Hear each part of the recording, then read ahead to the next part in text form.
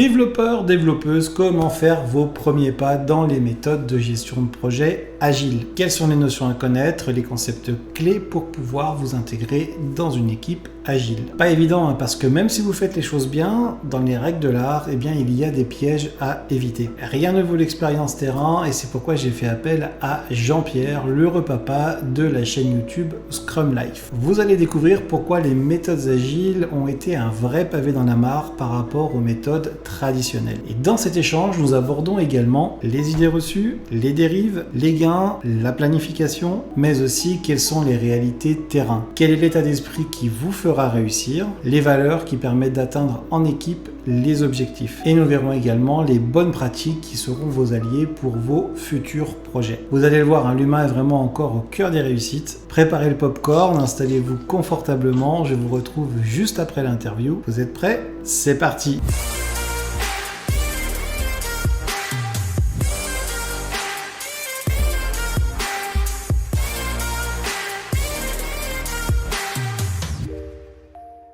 Bonjour Jean-Pierre, merci d'avoir accepté mon invitation. Tu es quelqu'un que j'apprécie énormément. Moi, je suis toujours transparent, donc j'aime bien dire les choses parce que j'ai passé beaucoup de temps avec toi sans que tu le saches. Il n'y a rien d'indiscret à ça. Simplement, j'ai regardé énormément de vidéos de Scrum Life et de toi et puis tes collègues. Voilà, scrumlife.tv. J'y ai trouvé ça super bien fait, super bienveillant.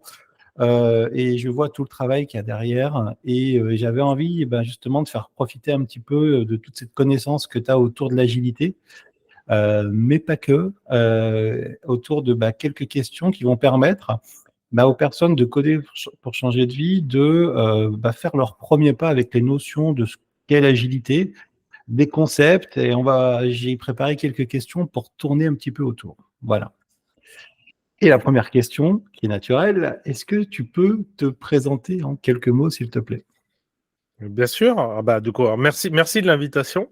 Ça fait toujours plaisir, effectivement, d'échanger avec la communauté. Alors moi, on va dire d'un point de vue activité au quotidien, donc je suis coach agile et qualité. J'aime bien insister et qualité. C'est un aspect très important et de l'agilité et aussi finalement du parcours que j'ai eu et de mon approche au quotidien. Et évidemment, le point le plus important que je mets en avant, c'est que depuis 5 ans et demi, on va sur les 6 ans, j'ai commencé l'aventure de Scrum Life. À l'origine, une chaîne YouTube. Chaque semaine, une vidéo sur les thèmes de Scrum, de l'agilité, du Lean, et puis tous ces autres mouvements qui pour moi sont un peu synonymes, hein, software craftsmanship, product management, etc., etc. Et voilà. Et puis maintenant, ça a grandi. Hein. Il y a toute une communauté. On fait aussi des formations. On fait donc effectivement, comme je dis, une communauté. On a le forum, etc., etc. En plus de continuer toujours ces contenus, cette vidéo chaque semaine. Et puis je suis plus tout seul aussi dessus. Voilà. C'est vraiment devenu mon quotidien. Ok. Et c'est super intéressant parce que les gens ne le savent pas forcément, mais dans les métiers de développeurs, il y a des voies d'évolution. Il y a une partie sur la filière technique hein, où on va pouvoir évoluer vers l'architecture, la partie lead technique. Mais il y a aussi une voie vers laquelle on peut évoluer, c'est la partie chef de projet. Moi, c'est quelque chose que j'ai fait vraiment sur le tard et j'ai été amené à être en responsabilité de tout petits projets au début, alors que c'était pas ma vocation. Et j'ai énormément souffert parce que pour moi, le projet, c'était complètement pas vu à l'école, pas vu à part voir comment travaillaient les chefs de projet. Et j'ai travaillé dans des grands groupes, on était plutôt sur du cycle en V.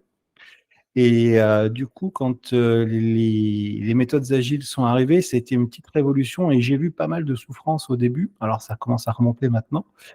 Du coup, on va commencer par une question toute simple, parce que je pense que ça va concerner beaucoup de gens. On voit ce que c'est que la planification projet. On voit ce que c'est que le stress d'un mariage. C'est-à-dire qu'il va falloir, souvent on le sous-traite même, quand on a les moyens, on sous-traite l'organisation d'un mariage. Donc ça, c'est le premier point. La construction d'une maison, tout le monde le voit bien, hein. C'est-à-dire qu'on a un plan et on va faire en sorte que le plan aille jusqu'au bout.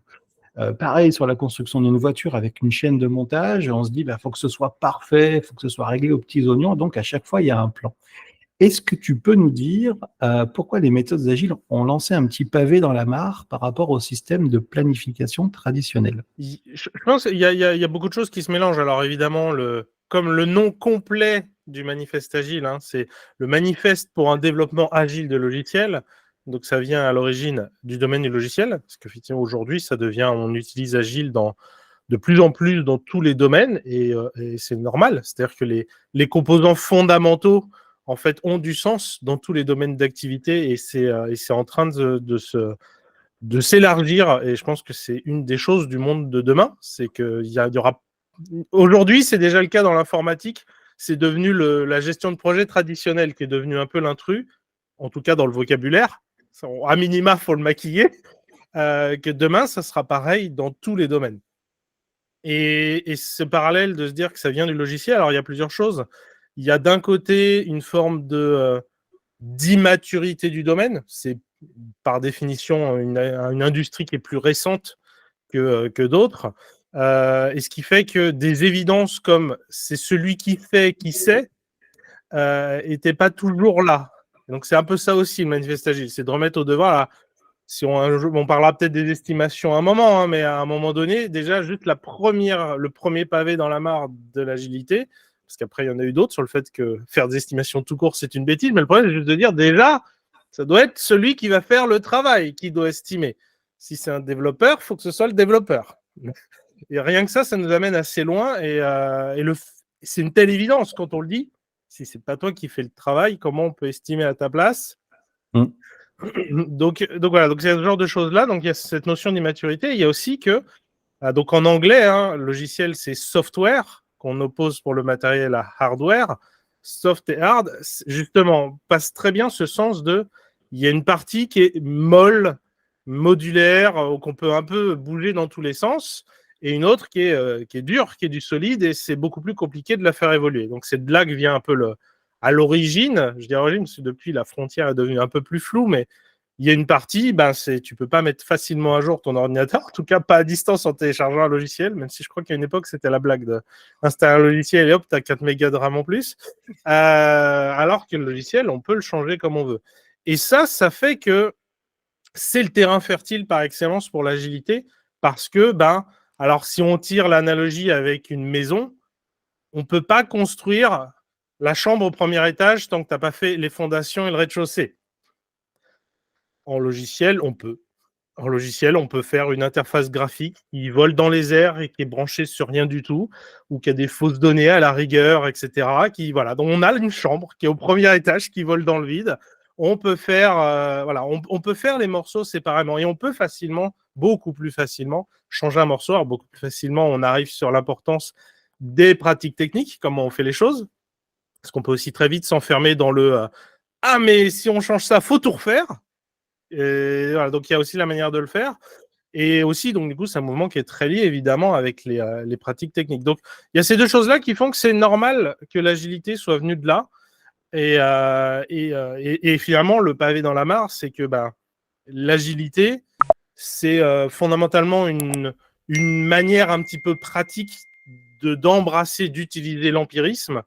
Et l'empirisme, c'est la réponse au fait qu'on travaille sur un problème complexe. Donc l'empirisme, c'est concrètement, c'est le pragmatisme poussé à l'extrême, c'est il faut tester quelque chose concrètement pour voir ce que ça donne. Il faut faire fi de ses idées préconçues et de tout ce qu'on a, donc il faut toujours faire foi uniquement à ce qu'on voit. Et quand on est dans un monde complexe, on ne peut pas prédire ce que ça va donner. C'est-à-dire il y a une notion de chaos. C'est-à-dire que quand on va pousser le système dans une direction, on ne sait pas forcément où il va aller.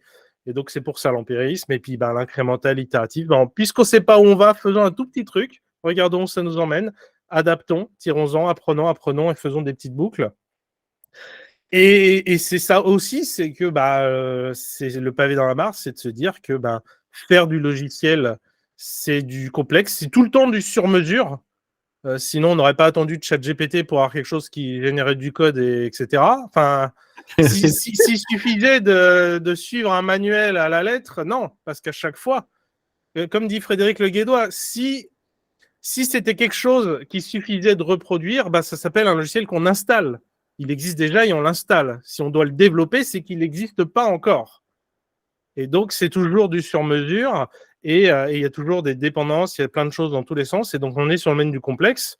Et c'est pour ça qu'aujourd'hui, l'agilité va un peu partout.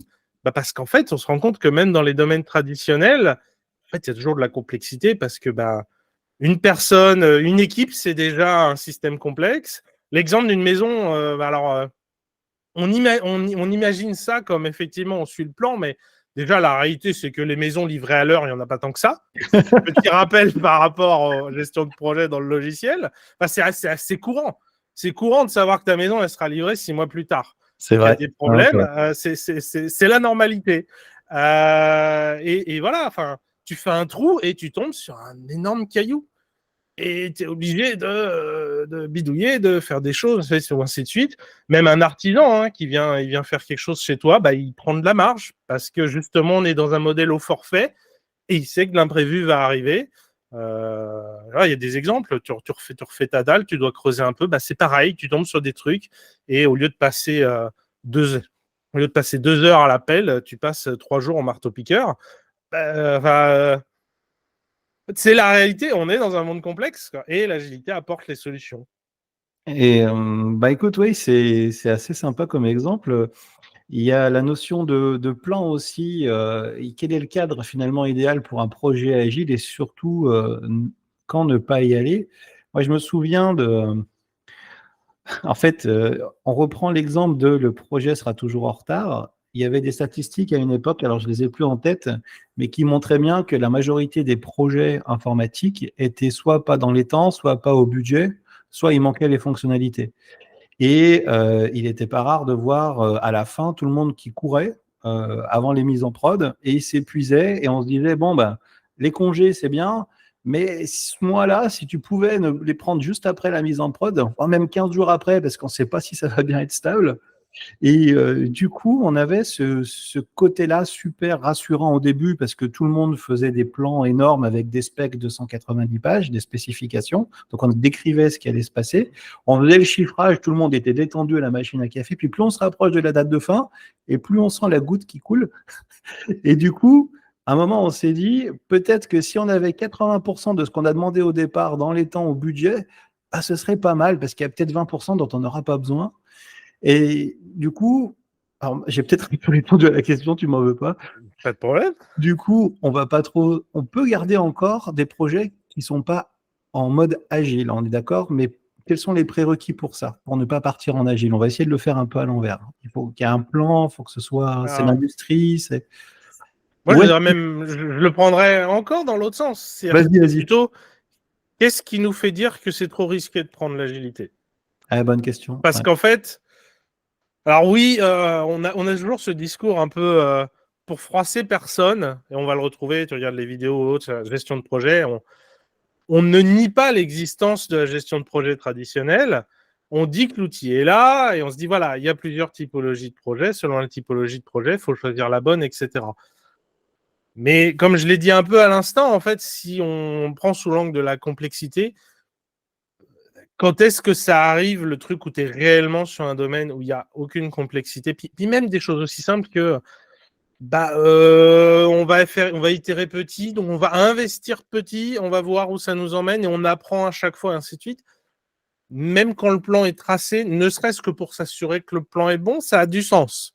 Donc en fait, moi je le vois plutôt sous l'autre angle, c'est que oui, ça c'est le discours pour froisser personne, qui est toujours bien utilisé, etc., pour pas trop chambouler d'un seul coup, mais moi je vois pas de projet en fait où ça aurait pas de sens de faire de l'agilité. Par contre, ça arrive qu'il y ait un peu des éléments qui fassent veto, c'est trop risqué, mais en fait c'est des éléments organisationnels et humains. C'est-à-dire qu'effectivement, des personnes qui n'ont pas du tout la culture de l'agilité, qui sont complètement habituées à travailler d'une certaine manière, peut-être que c'est pas le bon moment pour faire la transformation et de leur dire non, mais non, on va travailler complètement autrement, vous allez être perdus, vous savez pas comment bosser, etc. Et moi, c'est plutôt ça que je vois. Il y a peut-être des projets où ça va rajouter du risque, ça va rajouter plus de risques, pas tant de passer en agilité, mais de travailler fondamentalement autrement, que travailler en agilité va nous apporter de bénéfices. Et où là, faut peut-être, on ronge son frein et on se dit, OK, bon, pour l'instant, ça marche comme ça. il faut qu'on fasse avec. On va essayer de mettre des petites touches à gauche, à droite sur les trucs où on a de la marge et voilà, enfin les fameux quick wins. Mais on est conscient que là, on va pas réussir à tout changer et c'est évidemment d'autant plus dur quand tu es sur un projet qui est chaud, qui est risqué, qui a une pression de fou, que tout le monde hurle dans tous les sens. C'est encore pire. Si en plus à ce moment tu dis ah non mais c'est pas comme ça qu'au travail il faut faire comme ci, faut faire ça. Donc c'est plutôt comme ça que je le vois. C'est sous l'angle de la conduite du changement tout simplement. Il y a des moments où c'est pas le bon moment pour insuffler l'agilité, mais en vrai, elle aurait clairement du bénéfice quand même sur le projet, quoi. Ok. Et, et on va essayer de poser une question parce que dans les méthodes de projet, on va dire traditionnelles, le planning est central. Ouais. Et du coup, c'est une des choses, à mon avis, qui perturbe le plus les chefs de projet qui vont vers l'agilité. Ils disent, moi, mon planning, ma pierre centrale, comment je fais? Et en agilité, on va plus tendre vers une partie roadmap et encore. Qu'est-ce que ça implique? Est-ce qu'il faut être sur ses jalons, monter sur ses jalons, ou est-ce que cette roadmap, c'est plutôt une bonne idée? Est-ce que tu peux nous parler un petit peu de la partie planning roadmap? La grosse difficulté, c'est qu'on est sur le thème des croyances. C'est-à-dire que il faut réussir. Enfin, comment dire? Déjà, c'est dur de se rendre compte. Je vais être un peu dur. C'est dur Vas-y, de se vas-y. rendre compte qu'on vit dans le mensonge, Oui, tu mais c'est vois, ça. et de Ouais. l'admettre et de l'embrasser, etc. C'est rien que ça, ben, déjà un peu une segmentation entre les types de personnes, toi, celles qui sont déjà plus ouvertes, plus dans un mindset de l'état d'esprit de croissance, etc. Voilà. D'un côté, ceux où mon monde s'effondre, donc je rentre dans la négation complète, Oui, oui. et ceux qui vont dire ah ouais, et qui vont découvrir en fait qu'il y a tout un autre monde, etc. Donc parce qu'en fait, alors sur ce sujet, j'ai déjà cité Frédéric Le Guédois, mais donc Frédéric Le Guédois, en France notamment, c'est un peu la référence sur le no estimate. Et puis il est très acide dans sa manière d'être. Donc il a beaucoup de phrases un petit peu choc, hein, mais mais il n'y a pas que lui qui l'a dit. En fait, tu fais une randonnée à un moment donné sur Yak et sur ta carte, il n'y a pas la même chose que ce que tu vois dehors. Est-ce que tu crois ta carte ou le terrain? Et le parallèle est direct. Et c'est le mythe du rétroplanning. Hein. Allez, en allant encore un peu plus vite, vous allez y arriver. Mais non, le terrain nous dit que déjà là, on ne va pas assez vite pour suivre le plan. Qu'est-ce qui va faire que magiquement demain, on va atteindre déjà la vitesse que tu imaginais qu'on n'a pas, et même aller encore plus vite pour rattraper le retard qu'on est en train de prendre. Retard, entre guillemets. Retard par rapport à ton plan qui n'est qu'une projection de l'esprit, etc. Donc, comme je disais, et ce que dit Frédéric Le Guédois, ben, c'est quand on découvre, entre guillemets, qu'on n'est pas à l'heure, en fait, tout ce qu'on découvre, ben, c'est que le plan était faux. C'est la seule chose qu'on découvre factuellement. Le plan n'a pas réussi à prédire l'avenir. Et c'est ce que tu présentes dans les vidéos sur ta chaîne, c'est que tu fais, en fait, ça c'est très appréciable, des illustrations. Alors, si vous ne connaissez pas la chaîne de Jean-Pierre, allez voir parce que des fois il se déguise et c'est assez marrant. Et des fois il est en chef de projet pirate, si je ne dis pas de bêtises. Oh, c'était il y a Et longtemps, ça. ouais. Et du coup, il illustre, mais des choses que j'ai vécues, mais vous imaginez pas. C'est-à-dire le chef de projet qui est dans la négation, qui fait bon, bah alors voilà, les gars, j'ai fait mon rétro-planning. Si on arrive à faire 4-5 features par semaine, on est pas mal. Et puis après, on voit le truc 3 mois plus tard, c'est bon, ben alors j'ai refait le rétro-planning. Si on arrive à faire 8 features par semaine, on est pas mal. Et en parallèle, on voit le développeur qui fait, on n'arrive déjà pas à en faire 2 par semaine. Ça va pas passer. Le chef de projet est confiant parce qu'il a fait son planning, du coup, il a fait son job, et puis le bébé est poussé. Et on est exactement sur ce que tu disais, sur cette carte. Est-ce que la carte correspond à la réalité? Parce que le précipice est pas loin. Ce serait bien que on se remette en question. Et c'est un point clé, je pense, dans la partie agilité, c'est changer l'état d'esprit, le paradigme et la transparence, la confiance. Et c'est des choses qui font qu'on n'arrive pas sur ces comportements humains et dès le départ. Et ça, c'est vraiment, vraiment sympa. Et du coup, pour situer un petit peu, il y a 3 grands rôles hein, dans la partie Scrum. Alors, on a vu l'agilité, donc tu as parlé du manifeste agile. Il y a aussi le Scrum Guide, qui est une déclinaison plus précise orientée, enfin avec la méthode Scrum. Il y a 3 rôles. Donc, il y a le Product Owner, le Scrum Master et l'équipe de développeurs. Et comme Scrum va plus loin que la partie développement, on dit développeur au sens large, mais c'est l'équipe de ceux qui réalisent, ceux qui savent et qui font. Et du coup, le Scrum Master, du coup, il y a souvent une incompréhension en se disant, ben, comme pour le planning, en tant que chef de projet, je suis chef de projet, où est mon planning dans la méthode Scrum? Et puis, j'étais chef de projet, c'est quoi mon rôle maintenant dans la partie Scrum? Est-ce que Scrum Master, ça veut dire le maître? Donc, il y avait chef d'un côté, maître de l'autre, tu vois? Et donc, est-ce que tu peux nous parler un petit peu des rôles et puis nous dire un petit peu ce que fait Scrum Master pour essayer d'éviter les erreurs? Oui, alors c'est très souvent mal compris hein, de diverses manières. Alors donc effectivement, je vais peut-être commencer par le plus facile ou le plus évident, même si c'est pas ce qu'on croise. Hein. Donc effectivement, les developers, voilà, que je fais exprès de dire avec l'accent anglais, développeurs au sens Scrum, qu'il faut prendre sous l'angle de développeur produit. Nous, sur la chaîne, quand on le traduit, on aime bien parler d'experts.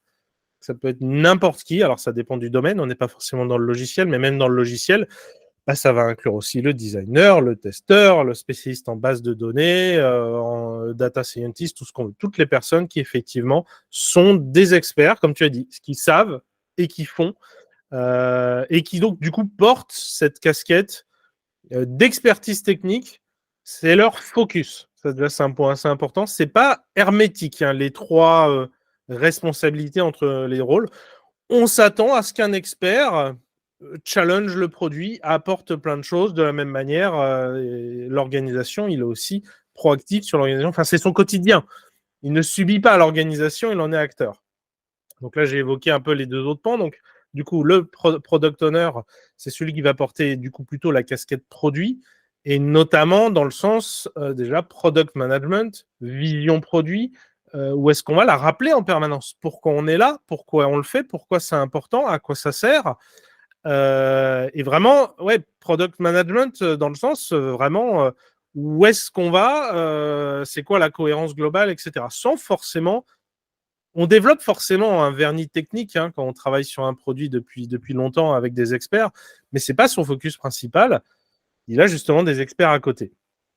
Et donc il n'est pas déjà lui n'est pas là en tant que chef de projet, il n'est pas là en tant que rédacteur de spec, il n'est pas là. Enfin, à un moment donné, qui est le mieux pour écrire une spec technique ou même fonctionnelle? Enfin, on a des experts, c'est eux qui savent, c'est eux qui font encore une fois. Donc il est là. Alors, ça varie beaucoup d'une organisation à une autre. Il y a des moments où c'est même une sorte de facilitateur finalement. Des utilisateurs sont là, je les ai identifiés et je m'assure à ce qu'ils soient mis en relation avec les experts. Il faut se dire aussi qu'on a une petite équipe et une grosse équipe, on n'a forcément pas la même dynamique en termes de simplement bande passante par rapport à la capacité à l'équipe de produire des choses. Et puis enfin, donc le Scrum Master. Et donc oui, souvent alors, master, il y a effectivement plusieurs manières de comprendre ça. On est très doué en français. Comme justement, développeur, on le traduit par développeur en français. Et en français, on a tendance à l'associer pas loin de pisseur de code. Qu'en anglais, développeur est beaucoup plus connoté développeur produit, presque un peu ingénieur. C'est un mot magique en anglais, ingénieur. Ah, ok, c'est bon, il sait tout faire. On le voit d'ailleurs dans certains films. Hein. C'est ingénieur, ah, c'est bon, il peut tout faire, aucun problème. Donc le Scrum Master, ça va pas être master dans le sens maître, chef, mais de maîtrise. Il maîtrise Scrum, il insuffle Scrum. Alors, si on se cale sur le Scrum Guide, il est censé être le garant du cadre Scrum. Nous, on le prend plutôt plus largement, plus sous l'angle finalement coach agile. C'est-à-dire que c'est pas une bonne chose de s'enfermer uniquement dans Scrum, même si c'est un très bon outil. Mais en tout cas, voilà, on est là pour aider l'équipe à grandir, à aller dans la bonne direction. Alors, pourquoi on a ce type de rôle? Il y a 2 éléments qui sont importants et très difficiles si l'équipe n'est pas déjà très aguerrie. C'est la pluridisciplinarité et l'auto-organisation. Et donc ça, c'est quand on n'a pas des personnes qui ont déjà l'habitude de travailler comme ça, donc la pluridisciplinarité, comme on l'a dit, dans les experts, on a l'ensemble des experts pour mener le projet ou le produit, construire des incréments du tout début jusqu'à la toute fin. Donc, j'ai cité quelques exemples, donc ça dépend évidemment du domaine, mais je ne sais pas si on prend une appli web classique, ben déjà, ne serait-ce que front-end et back-end, et puis s'il y a peut-être du designer, et puis il y a peut-être du test, et puis encore une fois, selon le domaine, il y a peut-être plein d'autres compétences. Donc, on a tous ces gens-là qui sont ensemble. Si tu es un peu basique, ils ne parlent pas la même langue. Et donc, la pluridisciplinarité, elle est là. Comment ils font ces personnes pour travailler ensemble, pour ne pas se retrouver à quelque chose qui, quelque part, ressemble à la gestion de projet classique où on a chacun à sa phase à la suite. Donc non, on va travailler ensemble. Là, on se retrouve pendant 1 semaine, 2 semaines. On démarre un truc, on y réfléchit ensemble, on le co-construit, on le conçoit, on fait tout ce qu'il faut et on le livre. Et voire même, on fait ça plusieurs fois de manière très rapprochée pendant le sprint. Et on le fait ensemble, en travaillant ensemble, en collaborant. Et voilà. Donc ça, c'est pas facile pour des personnes qui n'ont pas déjà cette habitude. Et de la même manière, l'auto-organisation, c'est le sujet le plus paradoxal. Hein. Quand on grandit, on a tous su s'auto-organiser quand au début, on disait juste non, je veux pas te faire mes devoirs, je préfère jouer. Voilà, etc. Dans notre vie personnelle, sauf exception, on arrive à s'auto-organiser. Hein, on décide comment on gère le ménage à la maison, on organise nos vacances et compagnie. Et dans le monde professionnel, voire dans le monde académique plutôt vers les dernières années, on nous a bien formatés. Non, on fait ce que tu dois faire. Donc on doit réapprendre un peu ça aux équipes. Et aussi, beaucoup, donc dans un premier temps, c'est surtout du coaching sur l'équipe, qu'elle se rende compte que c'est ce qu'on attend d'elle, qu'elle peut le faire, qu'elle doit le faire, que c'est bénéfique, etc. Et puis très vite, dans un second temps, on se tourne beaucoup plus vers l'orga autour. Et on se rend compte que l'orga n'est pas si favorable que ça à Scrum ou à l'agilité. Et donc, du coup, on accompagne aussi beaucoup l'orga pour lever les plafonds de verre, lever les blocages qui font que l'équipe, elle va vite être limitée finalement dans la place qu'elle peut prendre, dans la performance qu'elle peut grandir. Donc, il y a un énorme rôle qui est par rapport à l'orga plus global. Et puis, il accompagne aussi le product owner. Donc, c'est pas un assistant PO. Il n'est pas là pour... c'est pas... je suis pas là pour écrire tes stories à ta place. Mais par contre, il l'accompagne notamment sur l'aspect de transparence et de visibilité. Tiens, regarde, on pourrait visualiser les choses de cette manière, ce qui fait que tout le monde aurait la vision, etc. Donc, il y a une vraie connivence qui est censée se construire. Voire coaching, après ça dépend un peu forcément des maturités respectives. Hein. Si on a un PO super senior, un Scrum Master junior, il y a même moyen que ce soit le PO plutôt qui lui apprenne l'agilité. Quand c'est dans l'autre sens, le Scrum Master, il coach tout le monde à Scrum et puis il coach aussi le PO au rôle de Product Owner. Et donc voilà, donc c'est un peu... Et puis après, le dernier pan, c'est aussi... moi, j'aimais bien dire dans une conférence que j'avais fait sur le rôle de Scrum Master, c'est mon temps est fait pour être gâché, contrairement à celui. Et voilà, enfin, ma valeur préférée de Scrum, c'est focus. Et c'est ça, on a un objectif, on fait front dessus. C'est d'ailleurs ça qui fait qu'on arrive à développer la pluridisciplinarité, parce que ce qui nous lie, c'est cet objectif et on fait ce qu'il faut faire pour atteindre l'objectif, et non pas chacun sa partie. Non, en tant qu'équipe, on fait front pour atteindre l'objectif. Et donc, ils sont focus. Le PO finit souvent en pratique comme celui qui se prend un peu toutes les merdes et qui fait front de l'équipe, mais en vrai, pour bien faire son travail de product manager, lui aussi, il faut qu'il prenne du temps à réfléchir. Où est-ce qu'on va, c'est quoi la stratégie, faire peut-être des interviews clients ou ainsi de suite, etc. Donc en vrai, si lui-même, on voit ça aussi souvent, il se fait lui-même phagocyter par l'organisation, c'est pas ce qu'on devrait avoir. Donc parfois, on prend des sujets qui n'ont juste aucun intérêt, du style, on s'est pris un sujet qui fait chier tout le monde et on ne sait pas d'où. Tu vois, c'est le fond du panier de l'orga, c'est tombé sur l'équipe. On aimerait juste comprendre d'où ça vient, pourquoi c'est comme ça, qui a la moindre info. On a signé un contrat avec un partenaire. Est-ce qu'il existe ce contrat? Où il est? Qu'est-ce qui est écrit dans le contrat? Est-ce qu'on doit les aider? Est-ce qu'on doit les laisser trader? Enfin, voilà, donc aller fouiller, parler à tout le monde, faire chercher ce genre de choses-là, des sujets de fond qui sont pas passionnants et qui déconcentreraient l'équipe justement de son focus. C'est pas mal ça aussi que le Scrum Master apporte au quotidien. Et c'est souvent ça en pratique, le changement de dynamique qu'on voit entre, je veux dire, le chef de projet typique et le Scrum Master qui a bien compris son rôle. On parle de servant leadership. C'est vraiment, donc il y a une forme de leadership, mais qui est toujours au service de l'équipe. Et voilà. Donc on leur dit pas du tout où aller. On les accompagne pour développer, grandir en tant qu'équipe. Et on est à leur service avant tout. Est-ce qu'on pourrait dire que Scrum finalement permet, quand elle est bien appliquée, de libérer les potentiels et de déculpabiliser les expertises? Tu vois ce que je veux dire? C'est que tu parlais de l'école à un moment et les hautes sphères où on avait cette peur de l'erreur, en fait, hein, où on était noté en rouge et cet individualisme où chacun était sur son bureau plutôt que travailler en équipe. Et c'est des choses qu'on n'a pas appris en France ou pas avec toutes les méthodes d'éducation et qui finalement sont propices à la réussite en entreprise sur certains sujets, notamment la création de produits. Et du coup, j'ai le sentiment que cette vague d'agilité et Scrum en tête permet de combler en tout cas, de découvrir des méthodes qu'on aurait dû découvrir petit et qui font qu'on exploite la création de produits à son plein potentiel. Oui. Non, mais en fait, c'est assez. Non, mais c'est ce qui est assez. Alors parfois, l'agilité, c'est aussi vu un peu comme un truc de hippie, Ouais. etc. Et ce qui est à la fois bien, à la fois mal, c'est-à-dire qu'effectivement, il faut pas tomber dans l'extrême où le Scrum Master, enfin parfois c'est le terme qui est utilisé, c'est juste le clone de service. Voilà, on fait juste des serious games en rétro, puis le reste du temps il sert à rien. Et en fait même, enfin on a juste fait un jeu, on n'en a Ouais. pas réellement grandi. Donc évidemment, il faut pas tomber dans cet extrême-là.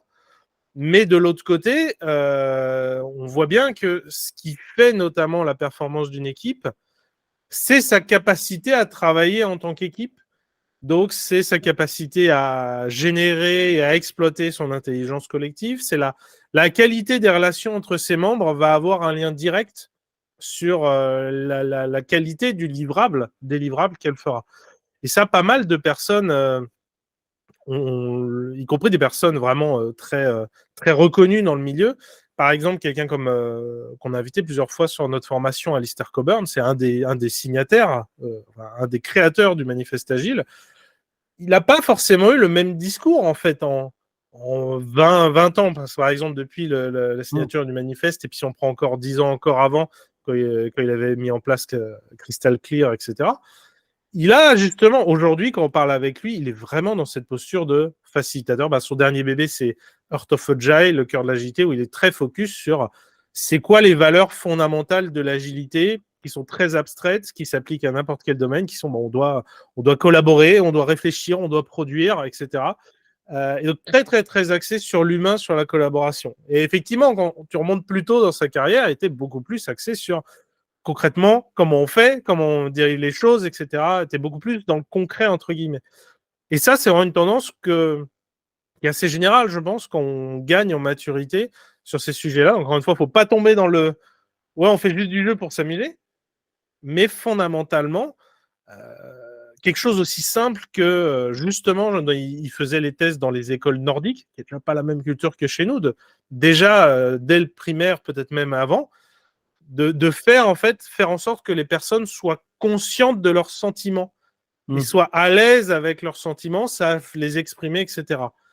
Et rien que ça nous amène très loin, en fait, le simple fait de être capable de dire à son équipe, est-ce que là, je suis dans un mood, dans un état d'esprit qui va me permettre de collaborer et de le communiquer aux autres, ce qui fait qu'ils peuvent aussi s'adapter, ou peut-être que justement aujourd'hui il faut faire sans moi parce que là je suis vraiment pas dedans. Puis le fait de l'évoquer fait que je vais peut-être pouvoir agir dessus, et du coup en sortir et pas juste le subir. Et voilà, et effectivement dans la culture française, si tu parles de tes sentiments, ça va être souvent vécu très négativement. En plus, pour un peu, tu peux rajouter une couche de misanthropie par-dessus, genre c'est un truc de gonzesse, machin, enfin voilà. T'as tout ça qui se mélange. C'est le fameux un garçon ne pleure pas. Oui, voilà, c'est ça. Et non, c'est ce qui fait qu'une équipe, dans vraiment les équipes les plus performantes, il y a une super dynamique. Quand il y a un problème, une difficulté, on se le dit, on est OK, on avance ensemble, etc. Et ouais, donc c'est pas une fatalité, mais c'est vrai qu'on n'en est pas encore sorti en France, ouais. Si on pouvait donner une image, c'est un petit peu passer la ligne d'arrivée ensemble, C'est-à-dire que celui qui court le plus vite, il va aider et attendre un peu, expliquer, amener. Ouais.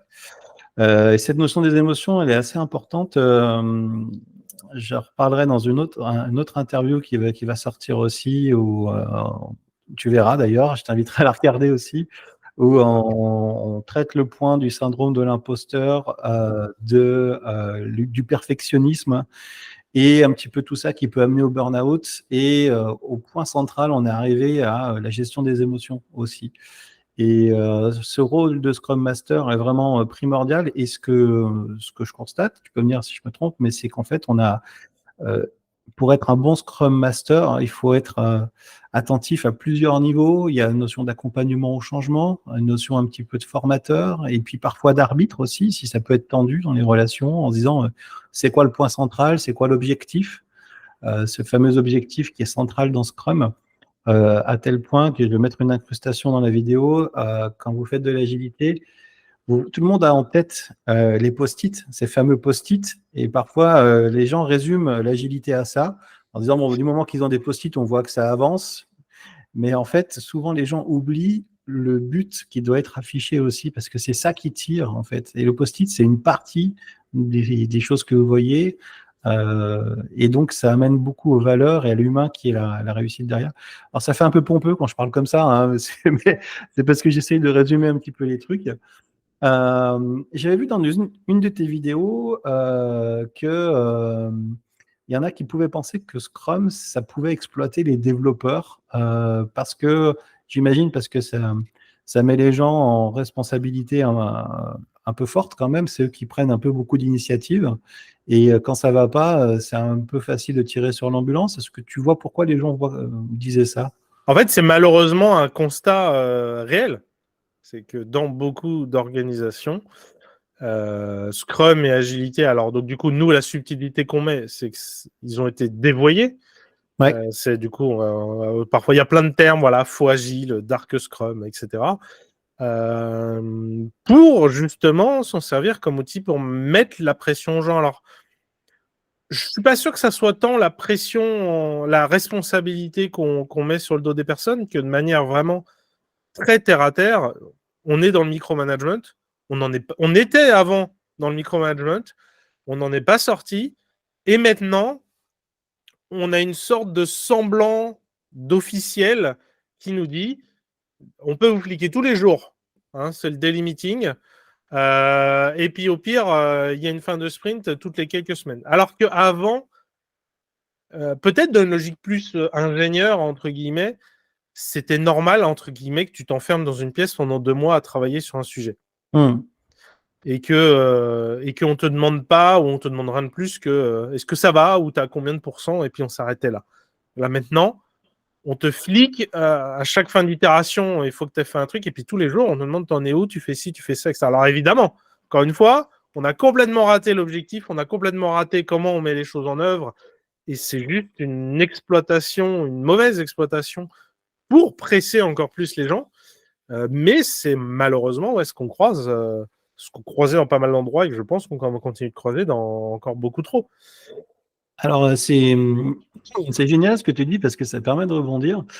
Moi, j'avais vu dans les débuts de l'agilité, et je pense que ça a fait beaucoup de mal aux principes de base et aux résultats, c'est-à-dire que parfois, pour avoir les clients, quand il y avait plusieurs personnes en concurrence qui faisaient une réponse à appel d'offres, on disait, bon, voilà, nous, on va faire de l'agilité, vous verrez, c'est sympa, etc., avec des gens qui n'étaient pas forcément bien formés, et notamment le client. Et c'est-à-dire que le client arrivait en disant, ben voilà, moi j'ai signé, donc voilà, quand c'est fini, vous me dites. Et on disait, mais non, non, mais en fait, vous allez participer. Et le client n'avait pas prévu de temps pour le faire, n'avait pas du tout la formation pour le faire. Il n'y avait pas les Scrum Masters en interne, etc. Et donc, du coup, il y a beaucoup de projets agiles où c'est devenu n'importe quoi parce qu'on s'est dit, bon, de toute façon, ça évitait aux gens de faire du planning, ça permettait d'être là dans les chiffrages et de se dire, bon, bah, de toute façon, ça va se faire, ils vont discuter ensemble et puis c'est la beauté de l'agilité. Et ça peut amener sur quelques conseils. Ce que j'ai vu et ce que j'ai compris aussi surtout, c'est que si on n'est pas Rigoureux, c'est-à-dire que c'est l'effet inverse, hein. On pense que l'agilité, c'est on fait un peu ce qu'on veut, ça va bien marcher du moment qu'on a une bonne équipe et que l'humain est là. Alors que finalement, c'est un des points, il faut être rigoureux pour que ça marche bien. Et je te laisse continuer parce que j'ai oublié la suite.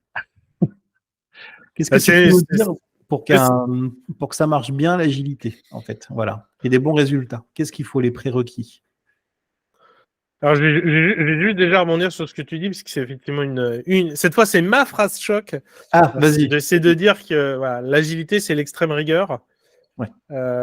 Et en fait, c'est logique. C'est-à-dire que, entre guillemets, oui, on peut faire ce qu'on veut, dans le sens pivoter, etc.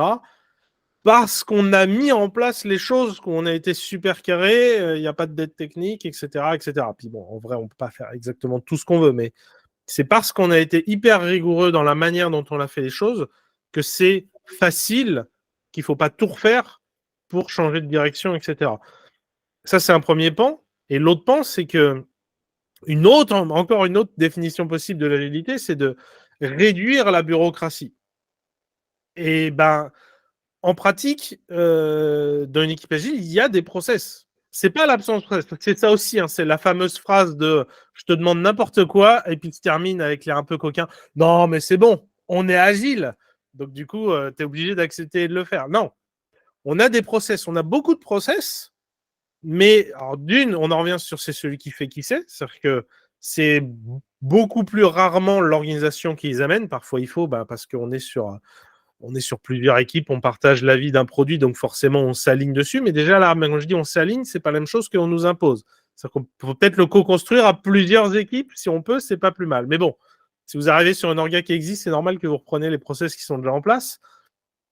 Donc c'est déjà beaucoup l'équipe qui va définir ses propres process. Et surtout, c'est qu'on va en informaliser. Parce que si dès qu'on doit faire quelque chose, il faut suivre une checklist, ça c'est bien quand c'est nouveau, quand c'est au début. Mais en fait, effectivement, quand l'équipe elle gagne en maturité et aussi en performance, c'est parce que plein de choses deviennent des évidences. Au bout d'un moment, on sait comment on fait des merge requests et c'est toujours la même routine, par exemple. Mais il y a un vrai process derrière. Et quand on ne le respecte pas, on prend des risques et ça risque de partir en sucette. Et d'ailleurs, parfois, à cause de la pression, à cause de l'urgence, on prend des raccourcis. Et là, on a le rappel qu'en fait, non, c'est bien là pour nous et aussi pour tout le monde, pour faire les choses bien, etc. Donc, le fait d'être rigoureux, c'est ce qui fait aussi qu'on arrive à informaliser beaucoup de process et que ça fait un peu un iceberg. C'est qu'il n'y a pas beaucoup de process visibles, mais pour autant, il y en a beaucoup, beaucoup et que l'équipe respecte au quotidien sans que ce soit une énorme charge mentale. C'est son quotidien et elle fait comme ça, etc. Ça fait prendre conscience, et c'est très bien parce que j'adore cette transparence de la réalité terrain. C'est-à-dire qu'on a la méthode agile et on essaye de l'appliquer. Et parfois, si on doit prendre des raccourcis, mais le on doit, c'est plutôt une source de problème. Et c'est pas évident d'appliquer correctement l'agile s'il n'y a pas toute l'entreprise qui est sensibilisée. Donc, on peut avoir de l'exécution agile dans des sortes de bulles, la bulle projet avec toutes les parties prenantes, et puis on peut avoir une direction qui est pas du tout dans l'agilité, qui sous-traite en interne en fait sa gestion de projet en fait, hein, c'est ça, en disant bon bah nous il y a ces projets-là qui se lancent, certains sont en agile, mais ils ont eux leurs indicateurs business, leur roadmap à suivre, et ils vont demander finalement des choses de l'ancien temps, on pourrait dire, ou des méthodes de projet plutôt standards en termes de feedback. Et on va avoir des personnes qui vont se sentir mal à l'aise. Et là, c'est très bien parce que sur ta chaîne, c'est juste génial. C'est-à-dire que sur ta chaîne, on va trouver des solutions pour des personnes qui doivent faire du reporting à une direction, qui attend des indicateurs bien précis, alors que dans l'agilité, on se concentre sur la valeur. Et les indicateurs de performance ne sont pas les mêmes. En tout cas, on doit présenter des indicateurs. Et comment faire pour présenter ces indicateurs et s'enlever cette pression de bah alors vous en êtes où, parce que ça avance et on va dire bah on a apporté beaucoup de valeur. Oui, mais moi j'ai ma date. Oui, mais moi j'ai mon budget. Et donc on a deux mondes qui s'opposent. Et là, il faut protéger cette bulle agile pour qu'elle continue à aller jusqu'à la fin du projet avec la bonne performance, avec la bonne vélocité, on peut dire. Et ça peut être compliqué et les chefs de projet, et enfin, les parties prenantes de l'agilité peuvent se sentir démotivées s'il y a le cadre qui les écrase. Et moi, je vous invite vraiment à aller voir toutes les vidéos, notamment sur la partie roadmap que tu as faites, qui sont juste géniales parce qu'on comprend les intérêts de la roadmap, on comprend les problèmes du planning. On comprend aussi un peu ce qu'on disait au début de l'interview, c'est que pour tout le monde, quand on dit ma maison, elle est livrée en juin, tout le monde se dit ok, c'est février qu'on va faire la pendaison de crémaillère, quoi. Et c'est normal pour tout le monde. Et c'est ça qui est pas normal. Et du coup, il y a tous ces à côté parce que c'est très difficile de faire de la méthode agile, de prendre le manifeste agile. Le Scrum Guide, par exemple. Le Scrum Guide, il a été simplifié avec les années. Aujourd'hui, il y a 13 pages utiles dedans. Et c'est génial parce que ça permet de ne pas s'en prendre plein la tête comme des specs qui font 190 pages où c'est juste, on n'a plus envie, quoi. Et là, on a 13 pages. Mais par contre, après, on se sent tout nu, quoi. Et on se dit, mince, si je teste des trucs, est-ce que j'apprends sur le tas, mais j'apprends la méthode et du coup, je me mets dedans. Et toutes les vidéos sur Scrum Life, franchement, moi, je suis fan. Allez voir parce qu'il y a des réponses à toute la périphérie et sur le comment. Un autre exemple, je suis désolé, je m'emballe un peu, mais Donc tu fais de la pub, ça me va. oui, mais c'est parce que c'est de la valeur. Voilà, c'est vraiment ça. Aussi, un des bons conseils que j'ai vus, c'est attention aux outils. Vous risquez de formater vos pratiques par rapport aux outils que vous utilisez, notamment Jira, où il y a des choses qui sont bien sûr faites pour essayer d'être souples, modulaires, mais un Jira n'aura pas la visibilité de l'autre produit qui s'appelle, je ne sais plus comment il s'appelle, Remo ou Nemo, Miro. Nous, on utilise Miro. Enfin, en gros, un tableau blanc numérique et on refait la même chose que ce qu'on faisait en physique avec Voilà, post-it, tableau, feuille. c'est ça, avec la possibilité de travailler à distance tout en étant dans la même pièce, quoi. Voilà, bon, vous verrez, je vous laisse aller voir. On va finir sur des questions, une petite question que je vais te lire. En appliquant Scrum dans les règles de l'art, et dans le contexte qui va bien, quels sont les bénéfices que tu as pu observer sur la satisfaction, l'engagement des équipes et ce que t'ont dit les développeurs qui l'ont utilisé pour la première fois? C'était quoi leur retour? Ou c'est quoi leur retour en général? Alors, j'ai eu cette chance justement là depuis. Enfin, je suis encore dans l'équipe, mais depuis le début de l'année, depuis janvier. Là, on a effectivement. Alors, c'est une nouvelle équipe, c'est qu'effectivement. Donc, du coup, c'est toujours plus compliqué de casser les choses avant de construire que quand on a juste à construire. Donc, c'était une nouvelle équipe. Je suis arrivé, effectivement, je leur ai présenté Scrum, je leur ai proposé Scrum. Et en plus, on fait des sprints d'une semaine. Donc là, en gros, il faut se dire qu'on est déjà au 8e sprint en 2 mois. Donc ça va vite, forcément, quand on fait des sprints d'une semaine. Et ça paraît à la fois normal et très long. C'est en fait, la maturité de l'équipe est normale pour une équipe qui a fait 8 sprints, mais ça nous semble bizarre le niveau de maturité qu'elle a pour une équipe qui n'a que 2 mois. D'accord. Mais et ce qui est vraiment incroyable, c'est de ce que je vois dans cette équipe, c'est que je trouve une résilience assez incroyable. C'est-à-dire que littéralement, on lui shoot n'importe quel problème, n'importe quel challenge, elle va le relever. Y compris des choses qui ne sont pas forcément dans son cœur de métier. Donc là, on parle d'équipe dans le domaine de logiciels, etc. Mais genre, on lui a shooté de faire une mise en prod, une bascule, etc. Un truc qui est plutôt du travail d'ops, etc., qui est moins leur cœur de métier vraiment de développement applicatif. Ils y vont, quoi. Ils y vont, ils écrivent une procédure de MEP, ils font le cahier de test, etc. Enfin, et c'est ça qui m'a vraiment impressionné, à quel point il y a ce côté, justement, une autre manière de définir Scrum, c'est l'esprit startup. On est là, on a une équipe, il faut qu'on aille là. Comment on fait pour y aller? Vous faites une startup, personne ne s'est développé de site web dans l'équipe, mais vous faites un site web, vous trouvez une solution. À un moment donné, si vous faites un site web, vous faites un site web. Soit vous bricolez, soit vous trouvez quelqu'un, mais vous trouvez une solution. Et là, c'est vraiment cet état d'esprit-là que je retrouve. Voilà, quoi. Ok, on trouve une solution, on y va, on agit ensemble. Et il y a vraiment une très belle dynamique.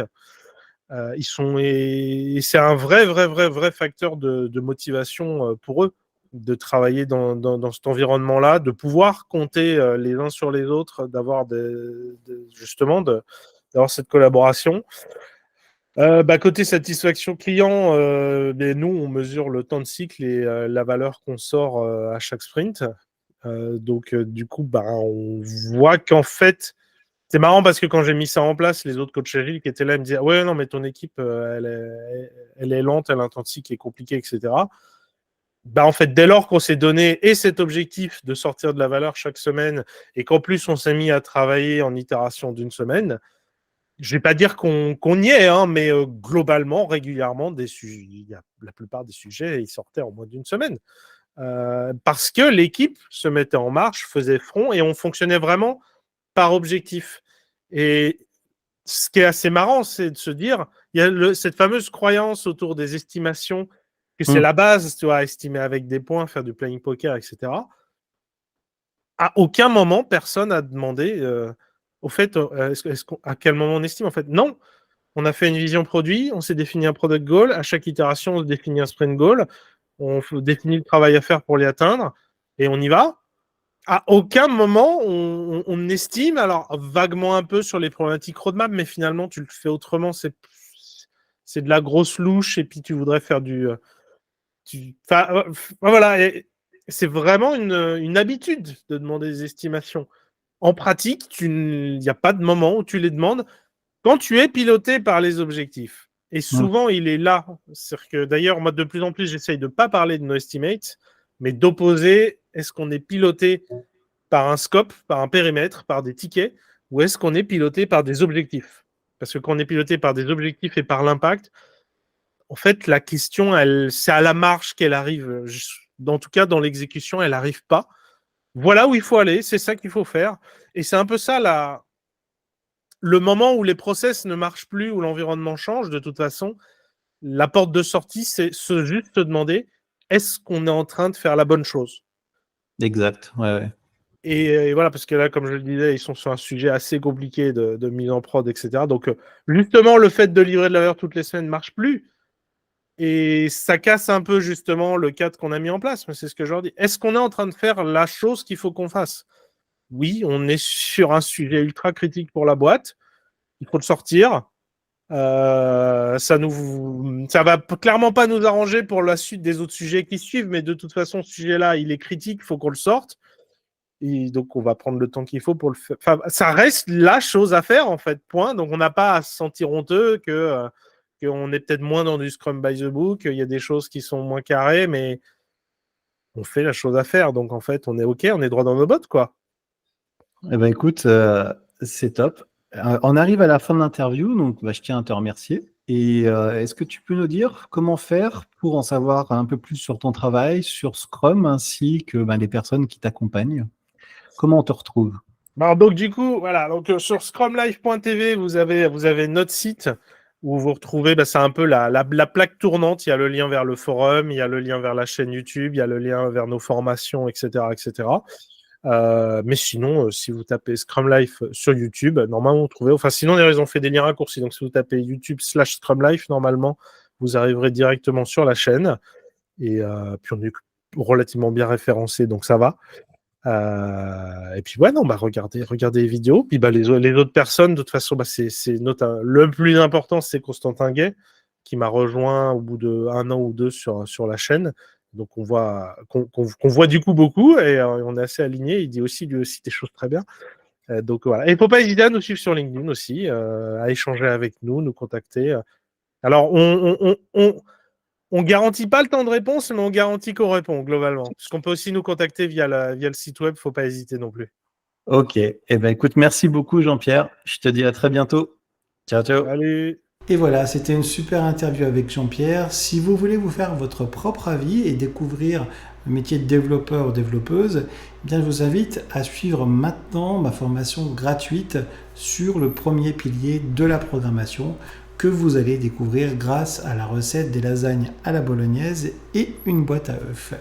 Et si vous souhaitez sécuriser votre transition vers le métier de développeur, que vous partiez de zéro ou que vous soyez dans une formation rapide qui a des trous dans la raquette, eh bien je vous invite à regarder les témoignages vidéo des membres du programme Vivre du Code. Je vous mets le lien juste en dessous en description. En attendant la prochaine vidéo sur la chaîne, je vous invite à suivre l'aventure de Coder pour changer de vie sur le site coderpourchangerdevie.com et puis je vous dis à bientôt. Ciao ciao.